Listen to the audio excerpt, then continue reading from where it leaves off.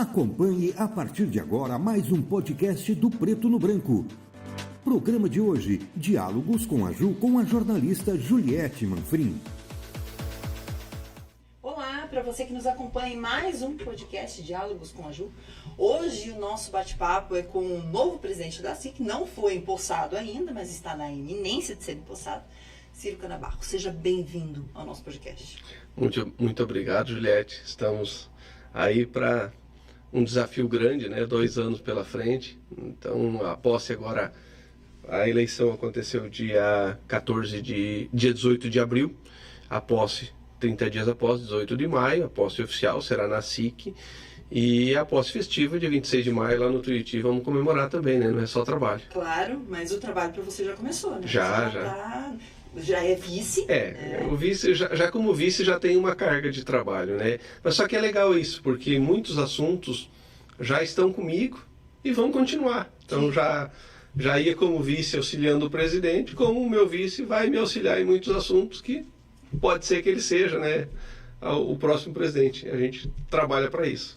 Tomara que sim. A gente estava conversando antes nos bastidores, só existiu uma vez um bate-chapa, né, para a eleição. Então é sempre uma chapa de consenso, o que de certo modo é importante porque está todo mundo unido em consenso, né, tá trabalhando no mesmo projeto. Né? Isso, a SIC tem 63 anos, eu sou o 48º presidente eleito, e teve um único bate-chapa.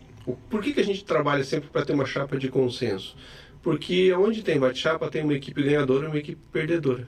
E aí racha. E o que a gente gosta é que os projetos sigam. Tá? A gente já acompanha no poder público as eleições, né? Então, há 4 anos racha, quer dizer, a equipe perdedora se afasta, a ganhadora fica ali. E isso, para o desenvolvimento das cidades, projetos de longo prazo, somos bandeiras de longo prazo, é importante que haja uma continuidade. Você vai se afastar, pelo menos por alguns dias da semana, das suas funções na sua empresa, para se dedicar a uma entidade, uma associação comercial que é uma das mais importantes do país.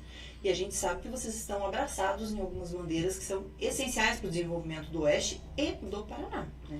Isso, eu tenho já feito um planejamento pessoal, né? Não é só das empresas, família também, porque em Cascavel acontecem muitos eventos, a SIC é convidada para praticamente tudo, então 3 a 4 dias por semana eu estarei na SIC. E como você falou das bandeiras, a gente tem algumas bandeiras bem grandes, tá? Uma delas é a reforma tributária, afeta a todos e a gente tem que ficar bem atento. Se a gente ficar parado aqui, eles vão aprovar o que eles quiserem e depois nos resta cumprir. Então, se a gente tem algo a fazer, tem que ser nesse momento agora, na hora que ela está sendo planejada. Pedágio, vai voltar, vão voltar as cobranças, as ferrovias, o varejo. Hoje o nosso varejo, ele vem sofrendo, a indústria ela vem sofrendo, tá? Com produtos chineses chegando aqui sem impostos direto, uma facilidade muito grande. Os grandes marketplaces já abrindo CDs e distribuindo em Cascavel. Então, a gente também tem que cuidar disso. As bandeiras estruturantes, elas são importantes, mas também o nosso comércio, o nosso varejo, a nossa indústria, ela tem que também ser bem analisada e tentar fazer com que ela acompanhe toda essa onda mundial. O desenvolvimento é o dia a dia, né? O feijão com arroz do dia a dia também, né? Isso é bem importante. Então, a inovação mesmo, acho que quem não inovar vai parar no tempo. De fato. Tá? A gente está vendo as inteligências artificiais aí tomando conta de algumas profissões, a gente está vendo várias mudanças de comportamento de consumo e a pandemia ela acelerou isso. Eu não vou dizer que a pandemia mudou. Eu sou do setor de tecnologia, trabalho com isso há 30 anos. E já era uma tendência, já dentro da SIC a gente criou há 5 anos a SIC Labs, já para pensar em inovação. Então a pandemia ela só acelerou. E uma coisa que eu faço uma analogia com o vidro elétrico do carro. Tá? Antigamente você tinha uma manivelinha para subir o vidro. Aí veio uma pessoa e colocou um botão. Tá? E você aprendeu a apertar no botão. Alguém compra carro com a manivelinha? Não, quer o botão. Tá? Aconteceu a mesma coisa na pandemia. Tá? Você se deslocava até o lugar fazer uma compra. Só que daí veio a pandemia, não pôde se deslocar e tinha um botão no seu celular para você fazer a compra. Tá? Acabou. A gente manteve, né? Manteve e está crescendo. Então aí acabou a pandemia, vi que agora os Estados Unidos de vez, né, o Brasil já tinha decretado o fim, hoje meia-noite, né, que decreta lá o fim da pandemia, 3 anos e 100 dias. E só que as pessoas continuaram a apertar o botão, elas não querem voltar no manivelinha. Já se acostumaram bem com a tecnologia, né? Com certeza, tá? E de todas as faixas etárias, né? Não é só o jovem que está usando o celular, não é só o jovem. Quem lembra aí alguns anos atrás em Cascavel, as agências bancárias tinham lá seus 10, 12 caixas. Quantos tem agora? É verdade. 1, 2, talvez. Nem as filas intermináveis a gente já não encontra mais. Lembra que fazia greve de banco? Os bancários faziam greve, aí você ficava uma semana sem pagar alguma coisa. Hoje não adianta eles fazer greve porque ninguém vai no banco. Tá tudo aqui, né? Tá tudo na tua mão, tá tudo no teu bolso. A gente passou por algumas fases, algumas disrupções no mundo. A criação do computador foi uma delas, a internet foi outra. Enquanto na época só da internet você tinha que se deslocar, então eu tinha que estar na empresa para acessar a internet ou eu tinha que estar em casa. Aí veio o smartphone e trouxe a internet para o seu bolso. Então você não precisa mais ir até a internet está contigo. Os desafios. E olha que Cascavel tem um histórico de inovação importante para o estado do Paraná, né? A gente já tem alguns projetos que são bastante inovadores e que estão caminhando bem, né? Tem. Ó, eu entrei na SIC há 22 anos no núcleo de informática. Há 22 anos. Há 22 anos. Verdade. Foi ontem. Isso denuncia a idade da gente, né? Como menor aprendiz. Como menor aprendiz, está certo. E o núcleo... Desculpa. O núcleo de informática, ele se transformou hoje no Iguaçu Valley. O Iguaçu Valley o ano passado, ganhou um prêmio como o melhor ecossistema de inovação do Brasil. Tá? E ele se expandiu, hoje já são 7, 8 Iguaçu Valleys, Toledo, Marechal, Medianeira. Esse projeto a gente criou para isso, para ele se chamar o mesmo nome, para a gente ter algo grande. Aí o Sebrae tinha um projeto chamado SRI, também mudou o nome para Iguaçu Valley. Agora, dia 14 e 15 de junho, acontece em Foz do Iguaçu o Iguaçu Valley Summit, onde tenta se reunir toda essa tecnologia, todo esse ativo que tem na região, para que a gente consiga evoluir mais ainda. É um caminho sem volta. Não tem. A tecnologia está aí, você aprendeu a apertar no botão. É verdade. Aprendeu a apertar no botão, depois para voltar atrás na manivelinha ninguém quer. É verdade. Ciro, você já assume assim, com uma missão bastante árdua que é acompanhar o processo dos novos contratos de concessão de pedágio no estado do Paraná. A gente sabe que os primeiros editais, os lotes 1 e 2, né, foram publicados, o governo anunciou. E aí? Que avaliação a gente pode fazer desses lotes? Então, primeiro um registro, né? Como eu sou o atual vice, ontem de manhã eu tive uma reunião com o atual presidente, o Genésio, e o Genésio falou, esse tema pedágio já pega para você. Já pega essa bola. Porque não adianta eu estar à frente, é só até dia 18 de maio, agora, semana que vem, e depois você tem que assumir. Então já assume agora e vai, né, estudando um pouquinho mais o tema pedágio, a concessão, algumas coisas nos preocupou. Tá? Então, uma das coisas que preocupava antes, que era a outorga. Então, o que é a empresa que ganhar o pedágio? Ela tem que depositar uma outorga que ia para o caixa do governo federal e sabe-se lá o que seria feito. Brigamos, as entidades se reuniram, foi criado esse novo modelo de concessão, que inclusive o Paraná levou a Brasília para que seja um modelo para o Brasil de concessão de pedágio. Aí eles tiraram a palavra outorga, mas você tem que fazer um depósito. Uhum. E esse depósito ele varia conforme o desconto. Então, esse modelo de licitação, o governo do Paraná agora, né, apresenta o governo federal também, né, apresenta um valor base, e quem participar da concessão vai dando descontos até chegar ao valor de uma tarifa. Então, hipoteticamente, sem compromisso com o valor. O valor base é R$10. Então vem uma lá e coloca, eu dou 9, 8, é um leilão. Tá? Quem fizer a menor ganha. Só que quanto menos eu fizer a tarifa, mais eu vou ter que fazer o depósito. E esse depósito tem uma palavra lá na licitação que nos incomodou, que é o valor do depósito poderá ser revertido em obras caso a concessionária não faça. Que foi amplamente discutido. Esse recurso, se ele existir, ele vai ser destinado para obras, né? Se discutiu muito sobre isso. Se discutiu muito, mas com a palavra deverá ser. Deverá. Então, deverá ser revertido em obras em determinado prazo de tempo, só que agora na licitação está poderá. E esse poderá é muito flexível. É flexível, é amplo, poderá ser feito como poderá não ser feito. Então isso nos preocupou, a gente está se mobilizando para que isso seja mudado. Tá? Acho que ainda há tempo, é o time agora, porque senão depois, 30 anos... Talvez por mais 5 ainda, 35 ainda. 35, então é isso que a gente está discutindo agora, que seja a menor tarifa. Tá? Outra questão é o número de praças de pedágio, aumenta 15 praças de pedágio. São né? 42 praças de pedágio. Vamos ter uma a cada 70, 80 Cascavel Toledo, Lindoeste. Quer dizer, a gente vai distribuir menos o que a gente pagava indo de Cascavel a Curitiba, porque vão estar mais distribuídas, porém o valor vai ser o mesmo, né? Porque vai ter mais cobrança, Sim. Então acaba no final sendo o mesmo valor. E a gente espera que o cronograma de obras seja cumprido, tá? Que é o que não aconteceu na concessão atual. Se o cronograma de obras da concessão atual não, né? Que já venceu, da anterior, tivesse sido cumprido, hoje nós teríamos duplicado de Foz do Iguaçu a Paranaguá, né? Que era o mínimo que se esperava pelo valor que a gente pagou. Tá?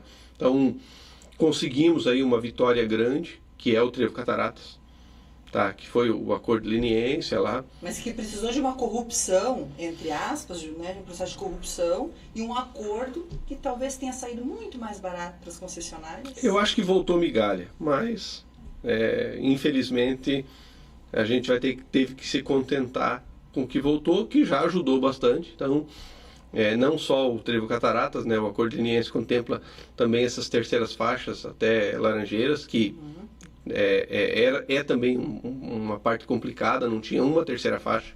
Então você entrava atrás de um caminhão e você ficava ali. Exatamente. Tá? E isso causando, além da demora na viagem, riscos de acidente. Bom, a gente está aí, então, né, nessa eminência de...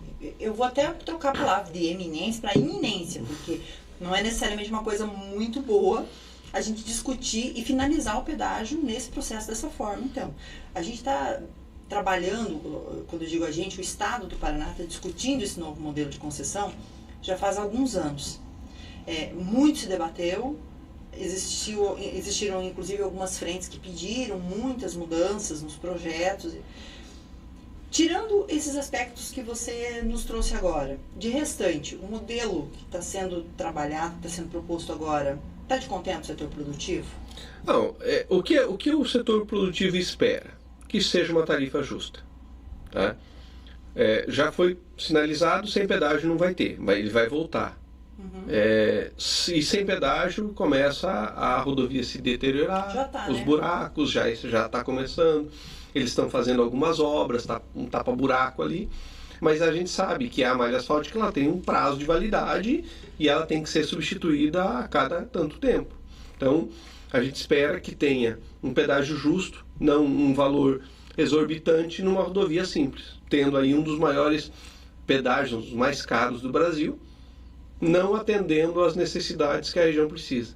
Então, nós estamos numa região agrícola, a gente tem safra para escoar, a gente tem um volume de cargas para tirar daqui, e que se a gente não tiver o mínimo de condição, o que acontece? Onde as indústrias elas vão? Elas vão onde a logística é maior, elas vão embora. E a gente tem que sempre lutar para que a nossa região seja a melhor possível. Tomara que a gente consiga chegar. E como é que está esse processo para esse debate, para alteração no digital dessa palavra, do POD para o DEV?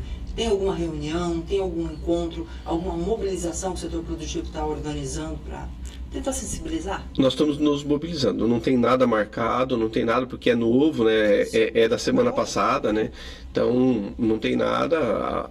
O que vai ser licitado agora no segundo semestre é o lote 1 e 2. O lote 1 e 2 é onde o DDD é 1 e 2, então 41, 42, Ponta Grossa para frente. É um pedágio que a gente chama de pedágio de manutenção. Por quê? Porque é um trecho que já está duplicado. Então ele só vai ser mantido esse trecho e aí depois vão entrar as outras partes. Então, nesse trecho já duplicado, até o modelo ali já é um pouco diferente. Porque não se requer, assim, grandes obras como nós temos aqui. Sim. Tá? Então, vamos dar um exemplo só de Cascavel, tá? Então, Cascavel a gente tem toda a parte da duplicação de Matelândia para frente, mas a gente tem os viadutos também. Sim. A nossa região norte, a região sul, desculpa, ela está totalmente prejudicada. Sim, é impensável que a gente ainda tenha passagem em nível, por exemplo, no trevo da Portal ou em tantos outros locais, em tantos outros pontos, e mesmo viadutos que existem já estão... já estão ultrapassados, tanto que está sendo feito o novo viaduto Carelli para poder dar uma vazão maior, mas a passagem em nível lá no trevo da Portal, se você tirar ela, aí mesmo a região fica mais complicada, mesmo ela sendo muito perigosa, tendo muitos acidentes, o risco é grande você atravessar ali, mas não tem hoje como tirar. Mas é inconcebível, né, a gente pensar pelo preço do pedágio que nós pagamos na região, que não tenha sido feita uma trincheira ali, ou que já não existe um viaduto, já não existisse um viaduto ali, né, com o que a gente já pagou nos contratos passados ainda. Então, o próprio viaduto do 14, ele não vence. Tá? Lá de manhã tem filas, aquela trincheira que tem um pouco à frente, ela não vence. Então, mais filas ali. Então, está na concessão do pedágio. Só que os nossos lotes é o 5 e o 6. Ou seja, nós estamos lá na frente. Para o ano que vem, talvez. E as nossas rodovias já estão começando a... Estão no limite. Tá? Então, como eu comentei, a malha asfáltica ela tem um prazo e que se não for feita uma manutenção adequada, ela começa a abrir buraco e a própria chuva mesmo, né, infiltra, pode ver, dá uma chuva até na cidade. Dá uma chuva uma semana de chuva a cidade vira em buraco. Por quê? Porque precisa fazer a manutenção na malha asfáltica para ela não ter infiltração de água, né? Bom, tem um aspecto negativo de demorar mais tempo, mas tem um aspecto positivo que nesse período também a gente pode tentar uma sensibilização para que praças de pedágio como a de Cascavel e Toledo, e a do próprio Lindo Oeste, não 63, que já tem boa parte duplicada ali, não saiam, né? Que a gente não tenha praças de pedágio. Vocês ainda acreditam que isso possa acontecer, essa sensibilização possa acontecer? A esperança é a última que morre, mas eu acho difícil, tá? Então eu acho difícil porque já é um modelo, já está formatado pelo Estado do Paraná. Então eu acho difícil que não saia. A gente sempre luta porque Cascavel e Toledo são cidades próximas. Você colocando um pedágio no meio, você acaba tirando um pouco da comunicação das cidades. Quem mora em Toledo trabalha em Cascavel e vice-versa. Então vai ter um custo a mais que vai pagar toda essa parte. Mas eu acho difícil. E tem uma outra coisa também que preocupa, que é nós ficamos 2 anos aí sem pedágio. Tá? Então essa tarifa ela vai vir com reajuste de 2 anos para cá? Porque os projetos... Os projetos são parados 2 anos. A gente sabe, o asfalto, a matéria dele, a matéria-prima é em dólar. O dólar disparou. Tá? Então, vai manter, não vai manter? Então, tem um monte de incógnitas ali que pode ter problema na hora da licitação, de uma licitação ser vazia e toda essa parte. Pelo que você me fala, Ciro, a gente não consegue vislumbrar um cenário muito positivo para o pedágio no Paraná, se a gente analisar bem friamente, né? O que a gente, que nem eu falei antes, a gente espera que tenha um pedágio justo, um valor justo, que a empresa que ganhe, também ela precisa ter lucro, porque senão ela vai ganhar e vai acontecer o que acontece em muitas obras, que a empresa que ganha por um preço que não consegue cumprir, que daí abandona e é pior, né?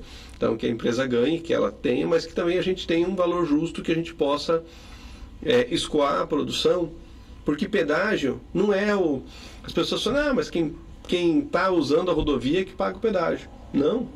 Tá? O pedágio está embutido no frete, que está embutido no produto que está ali no supermercado. Então, a gente acha que tem que ter um valor justo, porque senão toda a população paga a conta. Sim, a gente está na região, na principal região produtora do estado do Paraná, que precisa escoar. E no entroncamento logístico. Exatamente. Tá? Nós temos aqui o sul, o norte, o Mato Grosso. O próprio Paraguai. Paraguai, Argentina. Que precisa, essas cargas passam necessariamente. E a gente não tem estrutura ferroviária para fazer escoamento por trilhos. Esse é outro problema, essa é uma outra bandeira. Então nós temos 2 projetos, né? Um projeto é a Nova Ferroeste, tá? Apresentado pelo governo, tem até um site chamado novaferroeste.com.br, onde estão todos os projetos. Só que é um projeto assim, extremamente audacioso. E a gente, claro que se tivesse um investidor que viesse de fora e investisse nessa Nova Ferroeste, seria fantástico, mas isso é de longo prazo. E aí agora nós temos uma outra questão sendo discutida, que é a renovação antecipada com a atual empresa que está com a concessão. E aí o que acontece, o que o governo espera aí? Que seja condicionado a algumas obras. A Serra da Boa Esperança, a região metropolitana de Curitiba, porque uma carga saindo de Cascavel para chegar em Curitiba leva uma semana. Sim, tem um gargalo ali, para em Guarapuava. São 150 quilômetros que o trem vai a 20 por hora. Pois é. Então, a gente não pode aceitar isso mais. Tá? Numa serra, com problemas ambientais, por exemplo, tem muitos produtos com restrição, não pode transportar combustível, tem que vir por rodovia. E aí o que acontece? Nós temos uma rodovia simples, cheia de problemas, e a ferrovia, que deveria estar tirando um pouco desse fluxo da rodovia, ela também tem problema que não permite que seja feito isso. Vocês acreditam que vai ter ambiente para essa renovação antecipada com a atual concessionária que está administrando os trilhos?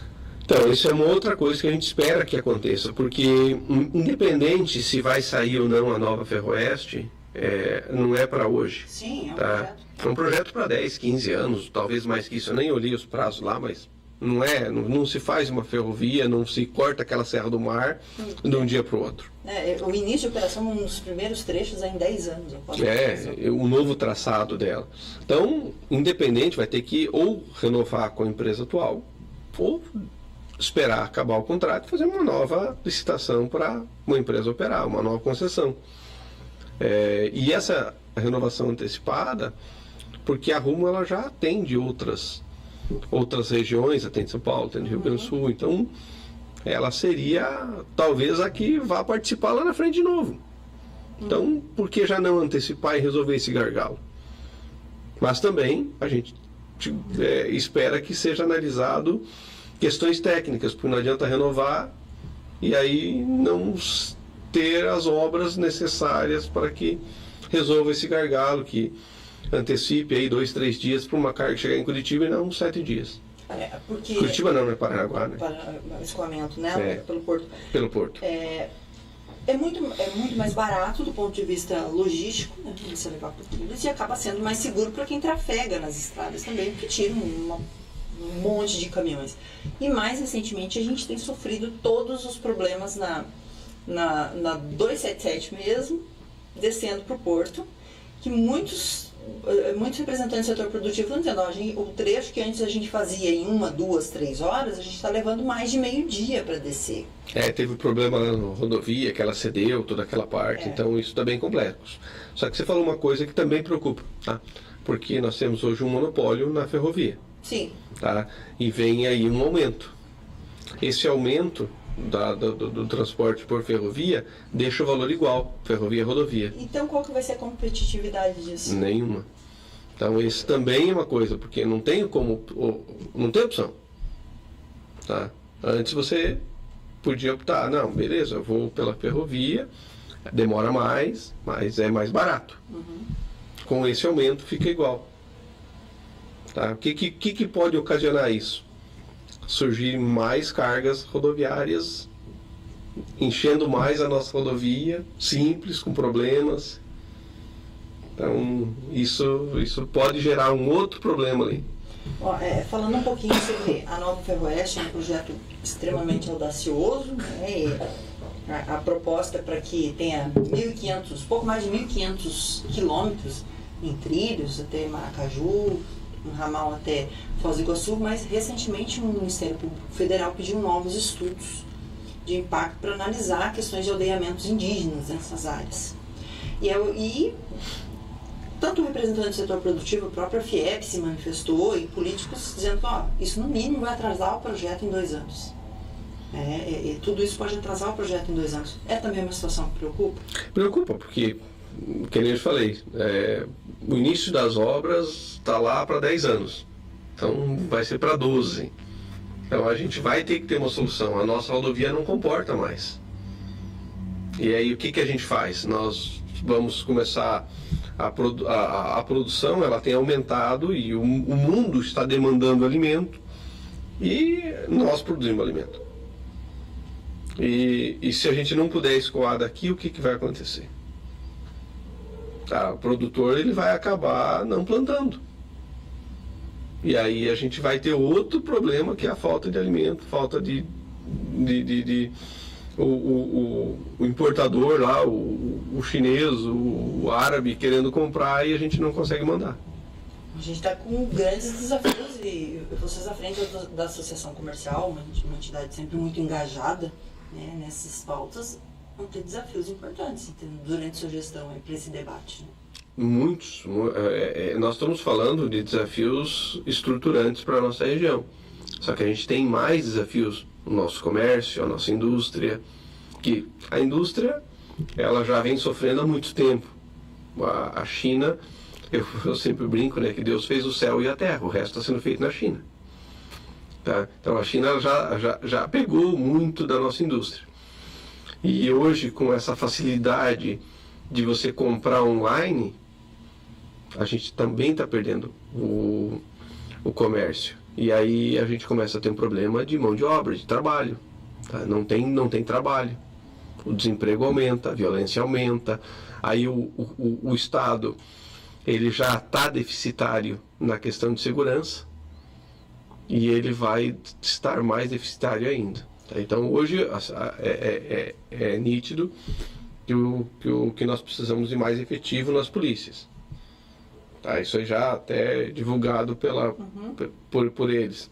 Então, se aumenta o desemprego, aumenta a violência, não tem mais efetivo nas polícias, a gente começa a ter outro problema de segurança. Você não vai conseguir mais sair de casa. Recentemente a gente conversou com o novo presidente da AMIC também, e ele trouxe também um assunto importante, que foi a questão do aumento do ICMS no estado do Paraná, e ele falou, olha, algumas indústrias, algumas empresas que iriam se implantar, iriam se instalar no estado do Paraná, resolveram ir para Santa Catarina, e a gente tem notado isso. Esse aumento do ICMS no Paraná é uma situação também que preocupa a associação comercial? Preocupa muito porque, assim, a gente teve na SIC uma reunião com alguns contadores, inclusive o Giovanni, presidente da AMIC, estava junto, e eles não estão vencendo a atender os clientes deles, querendo abrir filiais em outros estados.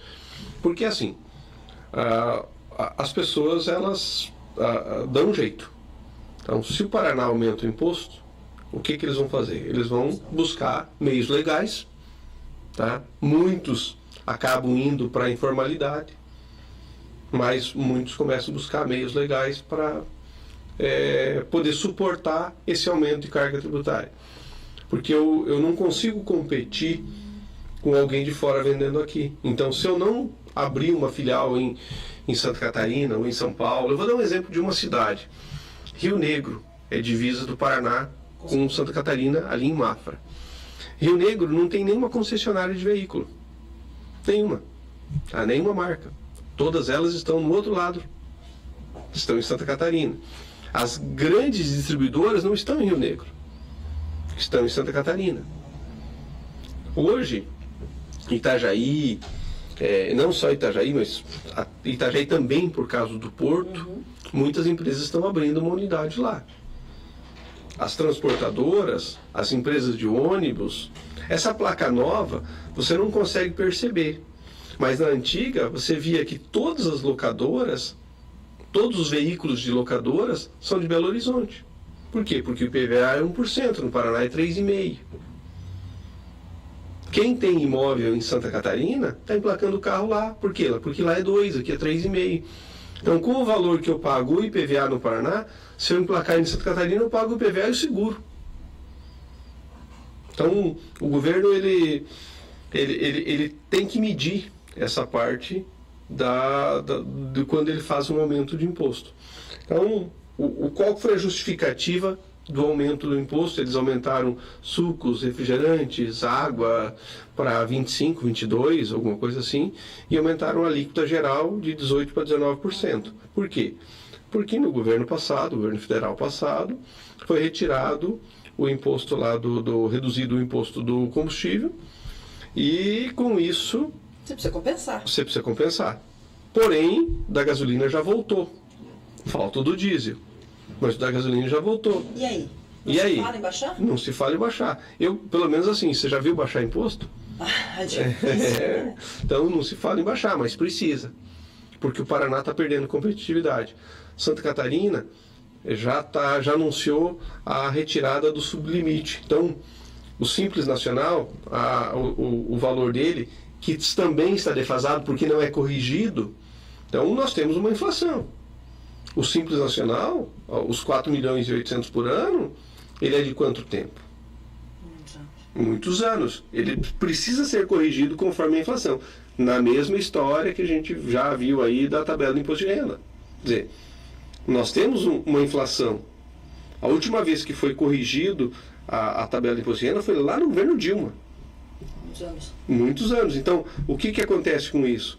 Como eu não corrijo a tabela, não corrijo as faixas, e nós temos inflação e os salários vão subindo, consequentemente o governo acaba arrecadando mais. Só que daí o que ele faz? Ele já compromete esse valor, não conseguindo mais reduzir. E os estados também estão na mesma linha. Então, a partir do momento em que abriu a alíquota que aumentou a alíquota de 18 para 19, o próprio estado já criou 350 cargos comissionados. Ele já comprometeu. Já nem tem como voltar atrás. Não tem como voltar atrás. Esse é um grande problema. E um outro problema sério, que não é só do Paraná, é de muitos estados, mais de 50% da arrecadação de ICMS do estado do Paraná vem de combustível, energia, telefonia. Então, eles estão muito presos a 2, 3 atividades ali que fazem esse recolhimento. O que é muito preocupante. Muito preocupante, porque vem uma regra do governo federal, como teve antes, tira o ICMS, reduz o ICMS lá do combustível, da gasolina e do diesel. O que aconteceu? Exatamente. O estado ficou desesperado, achou que não conseguir pagar as contas e aumentou o imposto. E agora, quando aparentemente vai entrar numa normalidade com a retomada dos impostos, por exemplo, a da gasolina já voltou. A gasolina voltando, e do diesel certamente vai voltar muito em breve, só está sendo adiado, né? Sim. E esse comprometimento? E uma outra coisa também, né? Esse aumento da alíquota, ela começou no meio do mês. Tá? Você já viu aumentar a alíquota de imposto no meio do mês? Pois é, mesmo assim ele vai ter que pegar o mês inteiro, né? Ele vai pegar Não, ele até dia 13 é uma alíquota, depois do dia 13 é outra. É para criar confusão. Tá? Não tem cabimento uma coisa dessa. Entendi. São coisas assim que, infelizmente, eu não sei quem está à frente do planejamento, mas gera muitos problemas para quem está, para a população. E para vocês que estão à frente das entidades que representam o seu e para os nossos associados, que durante o mês, até dia tal é uma alíquota, depois do dia tal é outra alíquota. Pois é. Tá? Então, eu sou da área de tecnologia. Os sistemas tiveram que ser feito um monte de ajuste para poder comportar e depois fazer as guias corretas, porque não fizer correto depois vem uma multa, é pior ainda, né? Então, é um pouco complexo isso. Bom, desafiador. Muito desafiador. Mas assim, a gente tem que olhar, e a gente está fazendo um planejamento na SIC agora, para o nosso varejo, o nosso comércio, para o nosso serviço, para a nossa indústria, porque também é muito preocupante. Hoje nós estamos numa globalização, tá? Então, da mesma forma que eu comentei antes, que é muito fácil você comprar um produto chinês sem imposto, é muito fácil você comprar um produto de qualquer outra região do Brasil.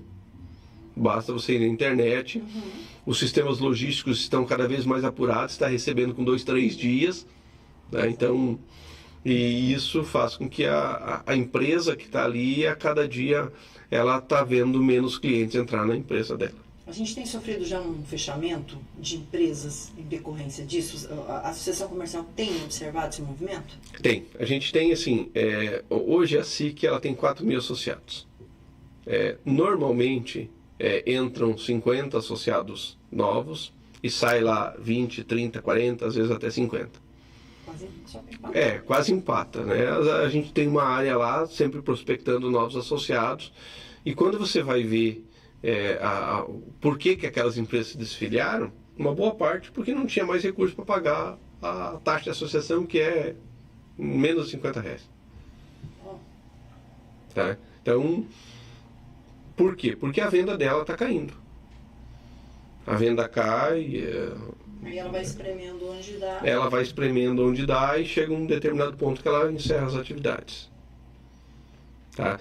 E aí também tem a outra questão do empresário, como eu comentei antes. O empresário ele vai arrumar meios para sobreviver. Tá? E o que ele faz? Ele fica abrindo 2, 3 MEIs no nome do filho, da esposa, do vizinho. Vai fazer girar. E vai fazer girar. Então, o aumento do imposto já se mostrou que não é eficaz. Tá? O que o governo tem que fazer? Ele tem que fazer uma reforma tributária, parar com essa guerra entre estados. Porque por Mato Grosso tem que pagar na divisa, no Paraná tem a ST, que também faz com que a empresa fique com o seu caixa frágil. Tá? Por quê? Porque eu tenho que pagar o imposto antes de eu vender a mercadoria.